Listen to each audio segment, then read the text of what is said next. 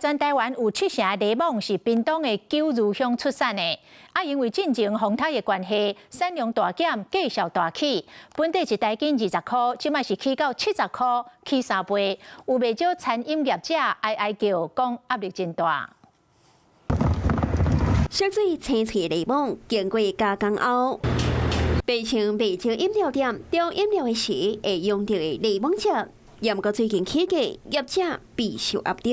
現在的話，因為從去年我們台灣本土的檸檬就已經有比較減量減產的部分，對收成好像不是那麼好所以價格的部分都有調漲。你們會反映在價格上面嗎？目前我們都還是吸收啦。有機價格比較相對比較低，人就賣有機。是，因為現在在地的檸檬也比較少，產量比較少。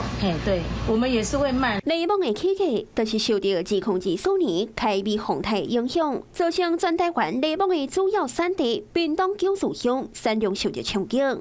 一直到今年，產量又還無法度甲較早比，連帶有關到檸檬的價數，一台斤就要70塊，和過去受衝擊進前的20塊來比，相差至少50%。那還會往上漲，因為天氣越來越熱，那整個到貨量還是少。那需求量會增加的很多，這個也不是短的2-3年就有辦法恢復。有一個餐飲業者規期都無愛用檸檬，或者是用量減少，預計短期內的價數降袂動去應貴水準。這是有機的比較沒有那麼大，供貨應變給需要檸檬的一個我們的民眾來做消費啦。九如農會也專工準備產量加價數較穩定的有機檸檬，讓業者加一份選定，通好應付沙拉個愈來愈熱的天氣。Hello， 我是蔣新梅，想要搶先掌握最及時的新聞資訊嗎？趕快訂閱、按讚、開啟小鈴鐺，鎖定華視新聞 YouTube 頻道。